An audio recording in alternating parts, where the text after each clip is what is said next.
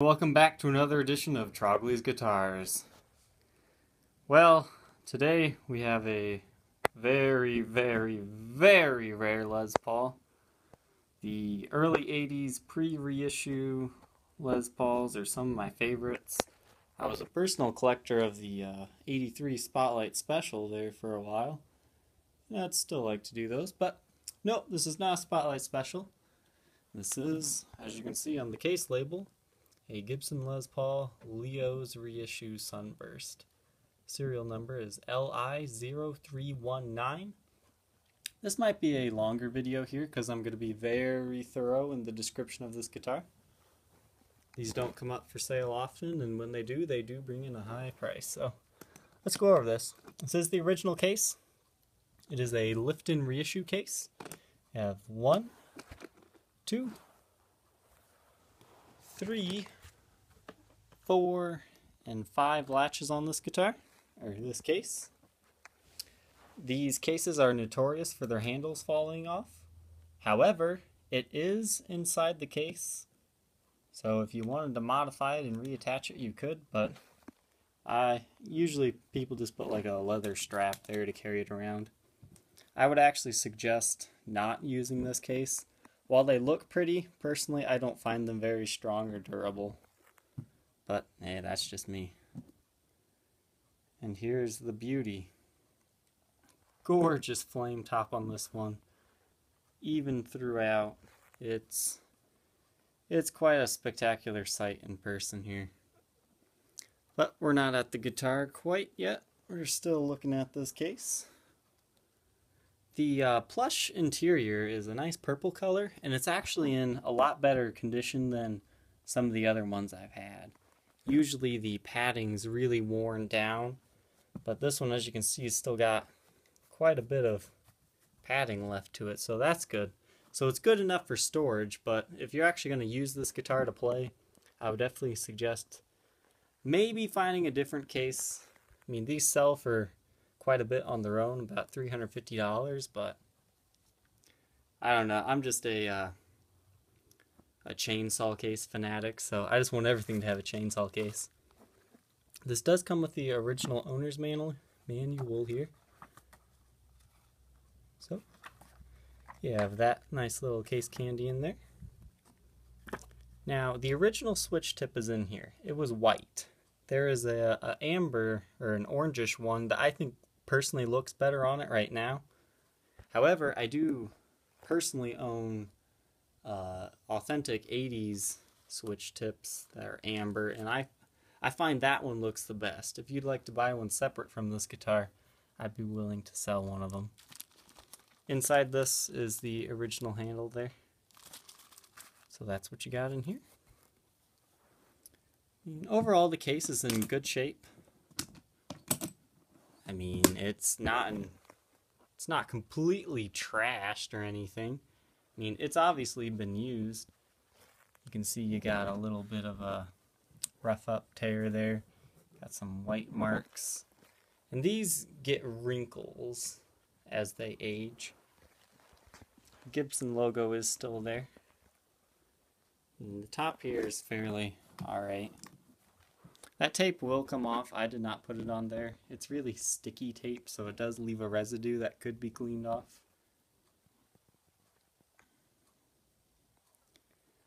See, I mean, there's some tears. There's like a little hole there.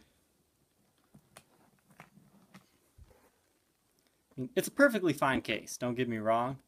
But I just, if a car were to run over this guitar, I would rather it be in a chainsaw case, not in one of these.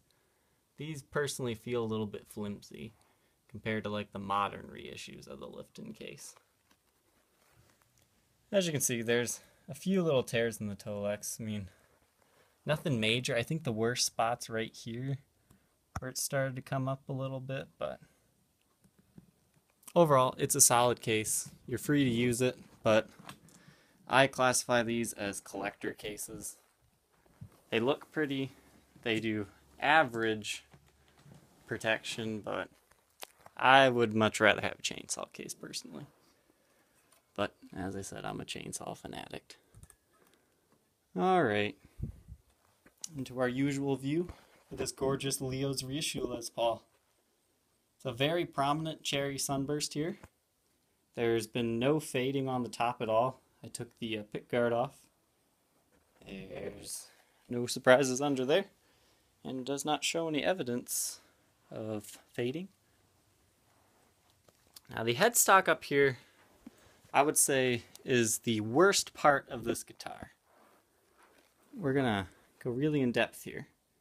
In the 80s, for whatever reason, they couldn't get their lacquer on right, and it just bubbles, and as you can see here, it kind of just bubbles in a weird way.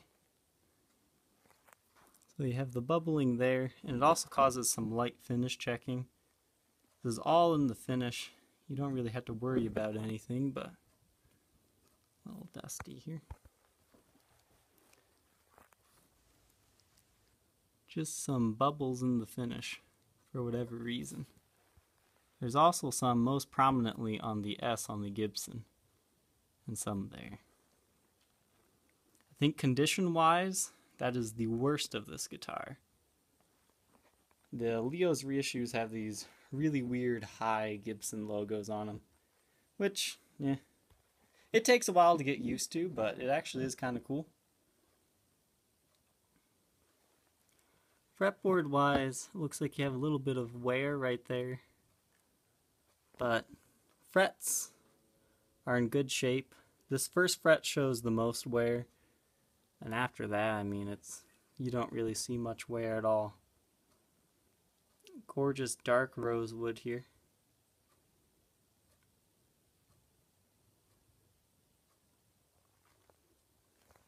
And on to the top here. Once again, it's very clean. Everything I'm pointing out or writing in the description is being a nitpicky person.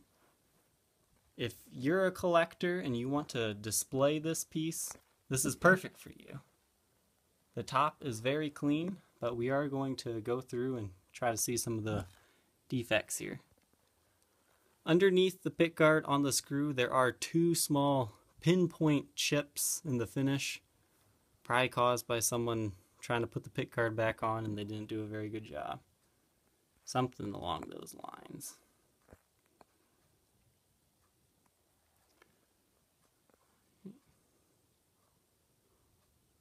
See, there's a little mark right there.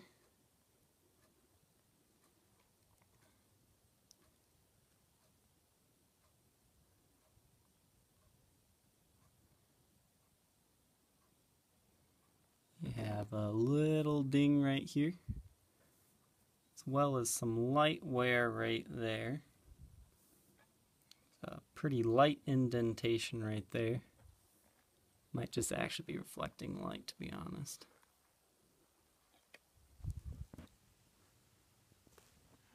It looks like about right there, you can see a nice little... When I say pinpoint ding, this is what I'm talking about, especially in the description. I mean, there's a few of them. I mean, the guitar was played. You can see as the light is going by them. Most prominently here in the arm area, he probably had like some bracelet or chain to his arm that he was using. There's one.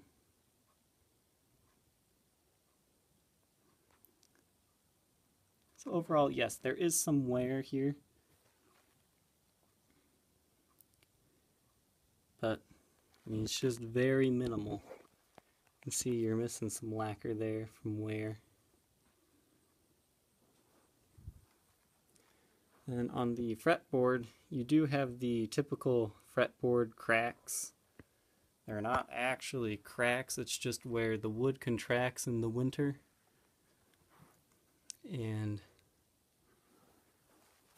the frets stay the same, so causes a little bit of a split there. Here we go. This is the side that you don't see. It's just they're more prominent up towards the top here. And this was on every single Spotlight I owned. It's on almost every 70s, 80s, any guitar I really own, to be honest. Then up here, there's a little chip in the lacquer there. It's no big deal, but I want you to know about it.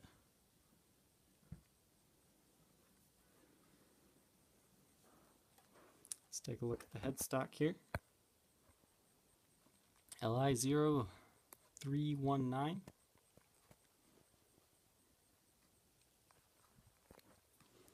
Overall, the headstock is in good shape.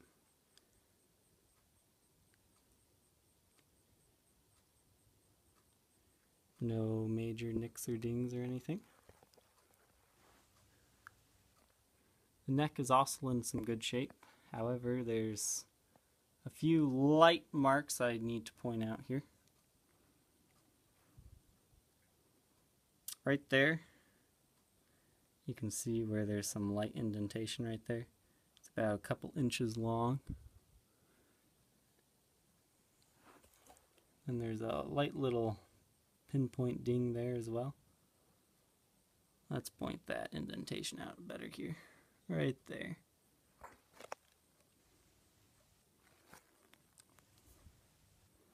But the rest of it's pretty clean there.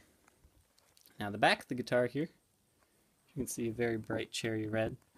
We've got some more of those light little indentations. None of this is finished breaking here, so we're alright. I would say the second worst thing on this guitar is this indentation right here. It's about 8 or 9 inches long from there to here. Once again, only in the light can you see that. If you were to display this guitar, yeah, you probably wouldn't see that.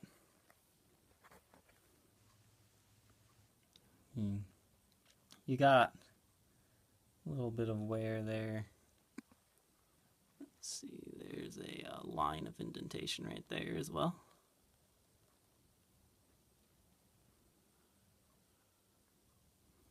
There. Now the pots in here, the volumes are 82 pots, the tones are 82s and the volumes are 80s. That's common for these reissues. Almost all of my Spotlight specials had about the exact same thing. The 80 volumes, but 83 tones on those. Now the sides of the guitar do show some wear as well. A little bit heavier wear than the rest of the guitar here. See that? Once again, we're being nitpicky here because I want you to know what you're buying.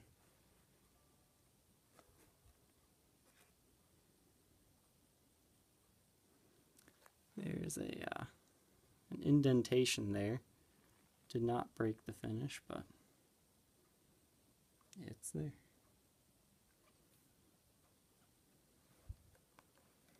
Flip the guitar around here. This does have the thin cutaway, but since the guitar is red, it's a little bit hard to see, but it's right there.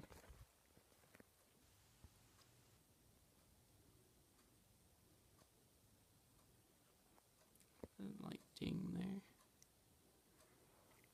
It's important to note that there is some cracks there on that pickups plug-in place that I forget what this thing's called right now, but you get the idea. There is also a crack in the pick guard here from over tightening, but it's really hard to see and it really doesn't affect anything at this point. But overall, I mean, this is just a gorgeous guitar. Hopefully this video helps you understand exactly what you're buying here. It's a piece of history. Well, there you have it. Here's the Leo's Les Paul reissue here. One of the rarest 80 Gibsons, 1980s Gibsons out there. And they're very highly coveted, along with the Guitar Trader, the Wallace Les Pauls. There was like 5 or 6 other dealers that did these custom reissues out there. And these are a must-have for your rare guitar collection. You can read more about this on my description. And you can contact me at my Facebook page, facebook.com/Troglys, Troglys. There's where we can discuss pricing on this guitar, as well as I can answer any questions you may have. Thank you for joining me on this very special edition of Trogly's Guitars. Thank you.